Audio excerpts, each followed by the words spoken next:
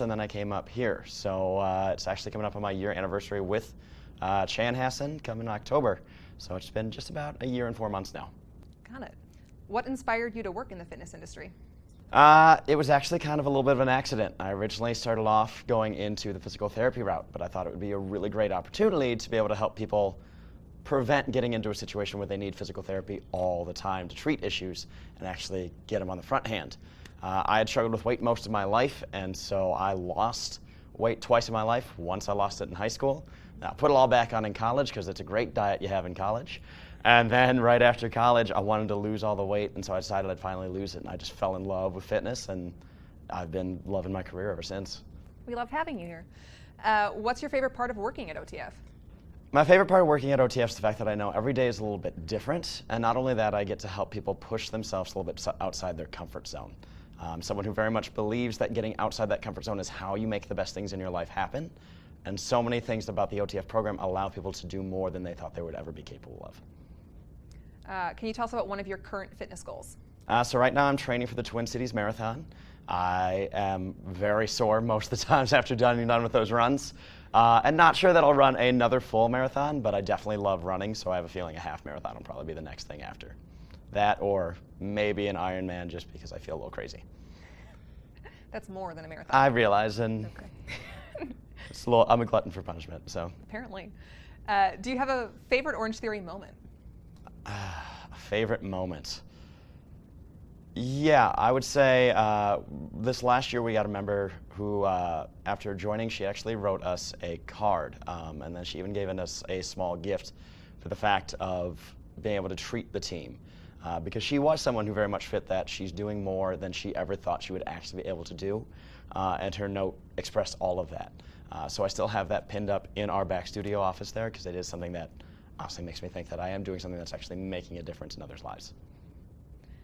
What is your guilty pleasure workout song that you don't want anyone to find out about, but you're going to tell us right now on camera? Yeah. If we go with the clean version, it is Work Work by Britney. If you go with the non-clean version, it is Work B Word, which is by far my favorite a song to get up because every time it comes on, I'm just hyped and ready to go. Endurance, strength, power, or ESP days, is there one you dread? So it's probably strength. I am very much built for endurance over and over, so strength days are the days I, as a coach, have the unfortunate side effect of knowing what I'm coming into every day. So I force myself to go on those days because those are the days I know I need most. I would just skip them. At least you're honest with it. If you could banish any one of the exercise moves that we do, which would it be? It would probably be the ultimate burpee. And it's not because I don't like it as an exercise. I actually think it's a very good exercise. It's because when I demo it as the coach, I need to pretend I'm not already tired after doing my 1 rep. And then I'm talking to you and explaining everything you need to do, and I have to demo 2 to 3 reps. And at the end, I'm just like, all right, we're doing great. And I'm trying not to show that I'm clearly exhausted from doing 2 of these, and you guys are going to be fine when we do them for the next 30 seconds, basically. That's fair. I would support you banishing that.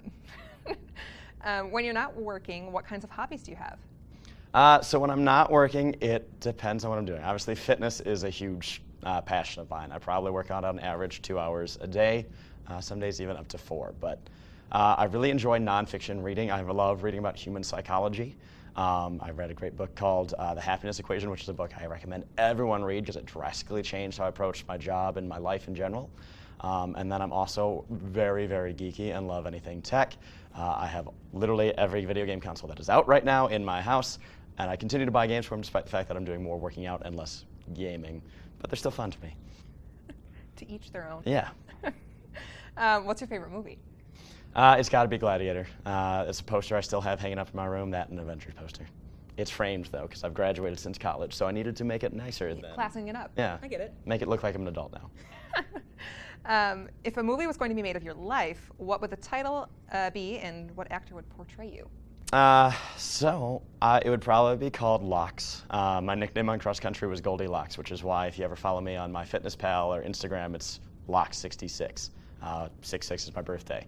So probably be Locks, and then if it went with an actor, If I'm going just by hair, it would have to be Chris Hemsworth with Thor hair, because I'm very upset he cut his, because I have a Thor shirt that is fitting for just first 2 movies now, so nothing else. Got it. That's who I would pick to play you too, by the way. Appreciate it. When you're meal prepping for the week, what's your favorite healthy meal to make? So I'm honestly a fan, much like you, of turkey burgers. They are my go-to. Though right now I have recently fallen in love with Costco samples that got me, which was chicken, kale, mozzarella burgers, which are infused with mozzarella cheese and are to die for. And then I toss an avocado on there, and then my brother lives in Nashville, so I have him send me a barbecue sauce from down there, and it is a delicious burger after that. And then I add a little bit of goat cheese, and it's not as healthy as when it started, but hey, I work out a lot, so I make up for it. You've earned it. Yes. It sounds delicious. It is really good, and it's low in bad calories, so I can't complain too much. Nice. Do you have a favorite salty or sweet snack that doesn't interfere with your goals? My favorite sweet snack is probably kombucha. I decided many years ago when I was still working my retail job at Target, I wanted to get off soda, and it was just on the shelf one day, and I managed the market department. I was like, I should try this out to figure out what it is. And it's more or less gotten me off soda. The only time I drink it now is if it's like comes with a combo or there's no iced tea option. So kombucha is my go-to. It's sweet, it's carbonated, it fits everything I want. It's delicious. Do you have a favorite flavor? The GT's Trilogy was the one I started with, and I still love that one probably the most. Okay. I just stocked up kombucha today. What is your favorite junk food or candy bar? I don't know anymore. My junk food, my body, as I'm getting older, I realize does not like junk food like it used to, as I'm feeling the state fair food today. So if I'm going to go a candy, Reese's Pieces are still my favorite. If I get the movie theater size bag, it's going to be gone well into the previews. So by the time the movie starts, I typically run out and then get popcorn. But yeah, it's... You have to put them on your popcorn. And make it like melty and yummy. I like that, but that's not my favorite. So that's got to be... Judging you. That's got to be my favorite, or the other one, which I really don't do often anymore because their motto is so right, once you pop, the fun don't stop, Pringles. Because if you pop that container, I'm finishing the full sour cream and onion Pringles can in one sitting. So, yeah. Marketing at its finest right there. They got it right. Which Minnesota sports team would lead us to a world championship before any of the others? I'm from Chicago, so this one's a hard one for me to answer and care about it. It's not going to be the Wild because every time the Wild made it to the playoffs with the Hawks always took them down. The Vikings were running well last year. I honestly think it's going to be the Twins before it's going to be the Vikings or the Wild. So that's my thought. All right. And then what is your favorite childhood cartoon or cartoon character? Favorite childhood cartoon. I'm a big fan of the cartoon Angry Beavers with Norbert and Daggett. Norbert is probably one of my favorite characters, and I don't know why. I think it was just because he was kind of over-the-top poshy, and I think I relate to that in a little bit as I am a very high-maintenance Metro male. So I can relate to that more than others, and apparently it kicked in at childhood, and now that I think about it. So Early development right there. exactly, yeah. All right. Well, thanks for telling us more about you. And Orange Nation, now that you know about him, take one of his classes.